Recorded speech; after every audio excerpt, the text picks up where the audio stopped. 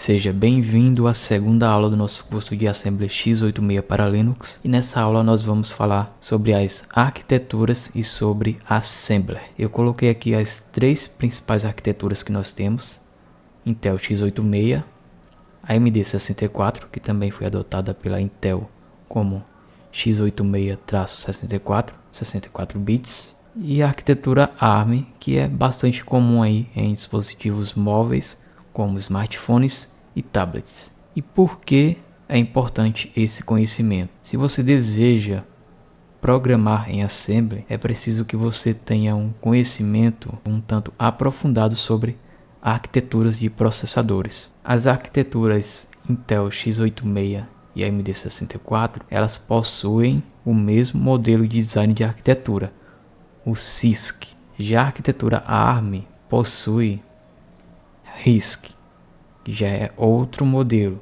porém eu não vou entrar no mérito aqui. Cada arquitetura dessas possui o seu próprio conjunto de instruções. Então, por exemplo, se você está desenvolvendo um software em Assembly para x86, você não pode pegar esse código e achar que vai funcionar em ARM. Não vai. Da mesma forma que você não pode pegar ARM e tentar rodar em x86. Vocês primeiramente precisam escolher a arquitetura que desejam programar em cima e aí então estudarem a respeito dela. No nosso caso, o nosso curso vai ser para a arquitetura x86. Uma vez que a gente já sabe a arquitetura que vamos programar, é preciso entender como que a gente vai criar nosso código e fazer com que ele de fato faça algo, com que ele seja útil. Nós iremos precisar de uma coisa chamada Assembler. Isso mesmo, Assembler e não Assembly. Qual que é a diferença? Assembly é a linguagem, Assembler é o montador. Como assim? Aqui eu coloquei três exemplos: NASM, MASM e SASM, só que existem outros tipos. E o que nós vamos utilizar é o NASM. Ele é um montador. Ele vai pegar o nosso código Assembly, vai gerar um arquivo objeto, que é o código de máquina que vai ser interpretado pelo processador. Só isso ainda não é suficiente. Irá precisar de uma outra ferramenta chamada Linker. No Linux, essa ferramenta é chamada LD, que é o GNU Linker. Ambas essas ferramentas nós iremos fazer a instalação via linha de comando na própria distro Linux. No meu caso eu vou utilizar o Debian, mas vocês podem utilizar a distribuição que vocês quiserem.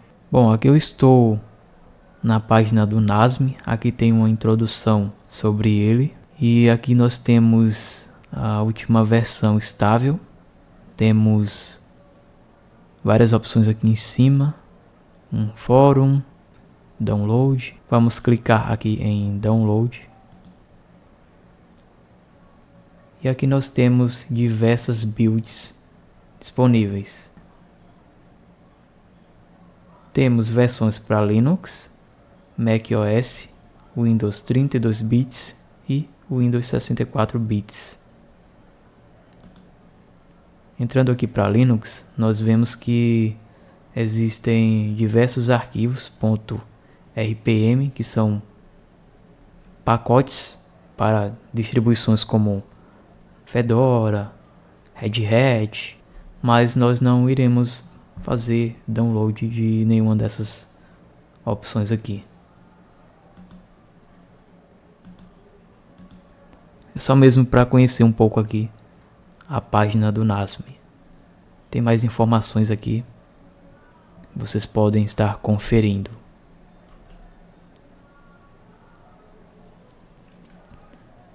Vamos falar um pouco mais a respeito da arquitetura x86. Cada arquitetura possui seu próprio conjunto de instruções, e isso é chamado ISA, Instruction Set Architecture.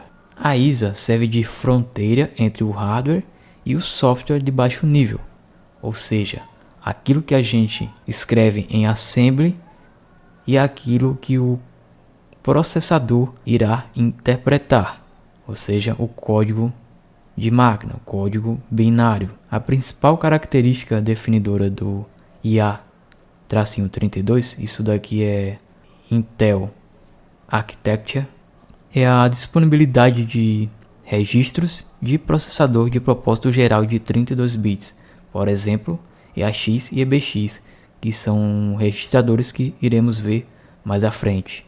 Operações aritméticas e lógicas de 32 bits, tradução de endereços segmentados para endereços lineares de 32 bits. Como a gente viu na primeira aula, os endereços de 16 bits eles eram segmentados em 32 bits. Foi feita uma tradução e eles passaram a ser lineares. E a arquitetura x86, assim como qualquer outra arquitetura de processador, possui uma coisa chamada modelo de design de arquitetura. No caso da arquitetura x86, assim como a AMD64, possui o modelo CISC, Complex Instruction Set Computer. O CISC é uma abordagem de design com instruções mais complexas, como o nome já diz. É um conjunto de instruções complexo, ou complexo conjunto de instruções, como você quiser pronunciar. CISC é uma abordagem de design com instruções mais complexas e que realizam tarefas mais elaboradas em uma única instrução. Cada instrução pode realizar várias operações em um único ciclo. Exemplo: mover dados, realizar cálculos, acessar memória. Tem foco na eficiência do programador e tem um menor número de linhas de código no nível assembly. Aqui eu tenho uma breve introdução sobre os registradores de propósito geral. Eu tenho aqui o EAX, o EBX, o ECX, EDX, e nós iremos ver um pouquinho mais sobre eles mais à frente. O EAX ele é usado como um acumulador principal para operações aritméticas e lógicas. O EBX ele geralmente é usado como um ponteiro base para acessar dados. O ECX ele é utilizado como contador em loops e instruções de repetição. E o EDX ele auxilia em operações de multiplicação e divisão, armazenando resultados parciais ou bits extras.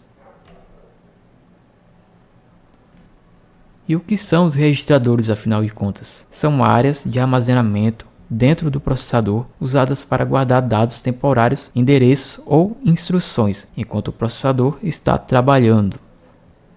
Cada registrador tem um tamanho fixo, geralmente são de 8 bits, 16, 32 ou 64, vai depender da arquitetura do processador. No nosso caso, é 32 bits. Ao contrário da memória RAM, os registradores são muito mais rápidos, mas também muito mais limitados em quantidade. Então aqui a gente tem um resumo do que são os registradores.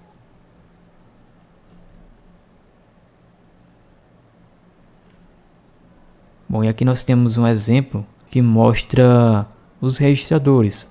Nós temos aqui para 64 bits, 32, 16 e a parte alta e baixa dos 16 bits. Isso aqui a gente vai ver mais para frente. No nosso caso, nós iremos estudar a arquitetura x86, então são registradores de 32 bits.